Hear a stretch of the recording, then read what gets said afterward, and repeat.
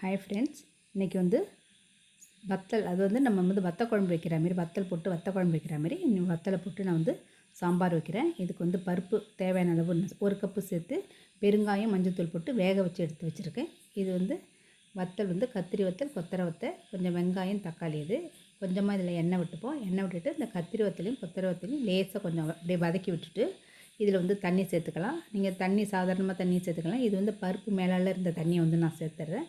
சேர்த்து இது நல்லா வேகட்டும். புளி வந்து ஒரு சின்ன லெமன் அளவுக்கு கொஞ்சம் கம்மியாகவே, ஏன்னா மாங்காய் வேக வச்சுருக்கேன், அதில் புளிப்பு இருக்குது. இப்போ இதோட வந்து வெங்காயம், ஒரு சின்ன தக்காளியை சேர்த்துட்டு பச்சை மிளகாய் சேர்த்துக்கிறேன். இது வந்து ஒரு 8 மாவத்தை வந்து நான் சேர்த்துருக்கேன். வேக வச்சு குக்கரில் வேக வச்சு அதோட இதையும் சேர்த்துறேன். குழம்பு ரொம்ப நல்ல டேஸ்ட்டாக இருக்குங்க.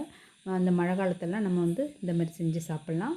இப்போ வந்து புளி நல்லா கரைச்சி புளி தண்ணியை வந்து இதோட சேர்த்துரும். இதுக்கு தேவையான அளவு வந்து குழம்பு மிளகாத்தூள், ஏன்னா இதுலேயே மஞ்சத்தூள்லாம் இருக்குது. நான் வந்து ஏற்கனவே பருப்புலையும் சேர்த்துருக்கேன். 1.5 டேபிள் ஸ்பூன் அளவுக்கு மிளகாத்தூள், குழம்பு மிளகாத்தூள் சேர்த்து நல்லா கொதிக்க வச்சிரும். இப்போ வந்து இதோட வந்து கல் உப்பு சேர்த்துக்கிறேன்.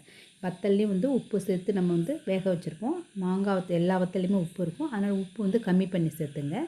இப்போ வந்து குழம்பு நல்லா கொதிக்கட்டும். இப்போ வந்து எடுத்து வச்சுருக்க பருப்பை நல்லா கொஞ்சம் கடைஞ்சி விட்டுட்டு நம்ம சேர்த்துக்கலாம்.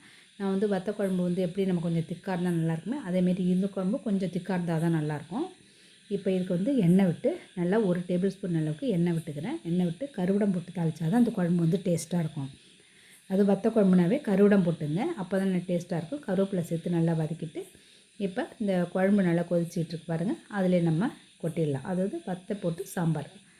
இப்போ நல்லா இது கொதி வரட்டும்.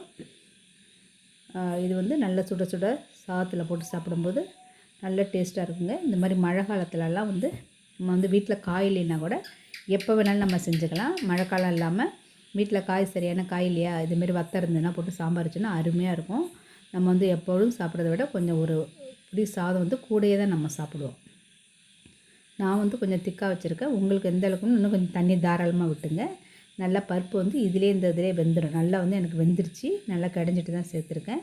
இப்போ இதிலே பருப்பு வந்து நல்லா வெந்து வந்துடும். இந்த கொத்தரை வத்தை நல்லா டேஸ்ட்டாக இருக்கும். கத்திரி வத்தை, வத்தை எல்லாமே டேஸ்ட்டாக இருக்குங்க இதில் போடுறது. நான் இதில் வந்து சின்ன சின்னதாக பாவக்காய் வத்தை இருந்தால் கூட அதையும் நான் சேர்த்துப்பேன், நல்லாயிருக்கும் அது. இப்போ வந்து குழம்பு கொதிச்சோடனே நான் வந்து வேறு பாத்திரத்துக்கு நான் வந்து மாற்றிடுறேன்.